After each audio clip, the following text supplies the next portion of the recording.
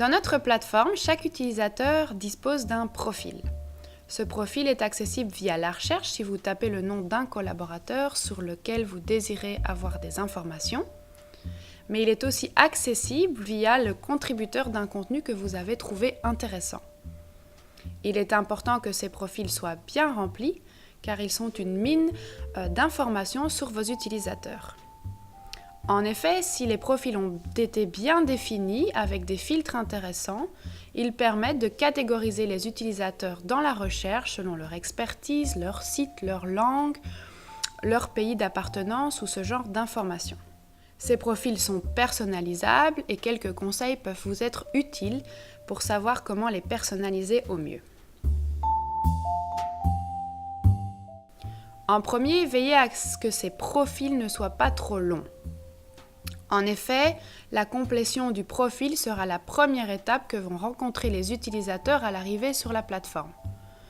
Il est donc important de ne pas leur demander trop d'informations qui pourraient décourager cette arrivée. Veillez également à ce que ces profils soient engageants, c'est-à-dire pas trop de champs obligatoires qui les contraindraient à remplir l'ensemble des champs avant d'arriver sur la plateforme, ou avec des informations complètement inutiles qui n'auraient pas de sens dans l'annuaire d'expertise que vous voulez construire.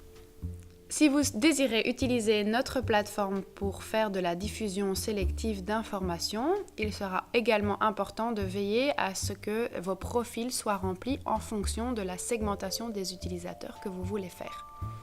Typiquement, si vous désirez programmer des alertes ou différentes choses en fonction du site d'appartenance, du département, de la fonction de vos utilisateurs, veillez à mettre ces données dans vos champs de profil.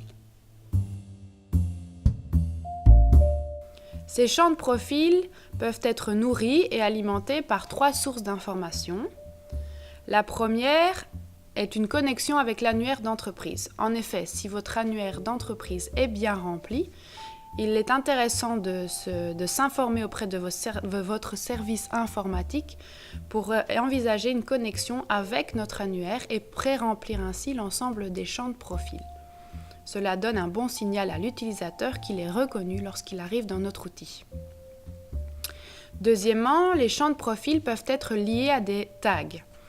C'est-à-dire que chaque utilisateur va finalement se catégoriser de façon dynamique et offrir ainsi des filtres de recherche dans la librairie globale ou dans l'annuaire d'expertise.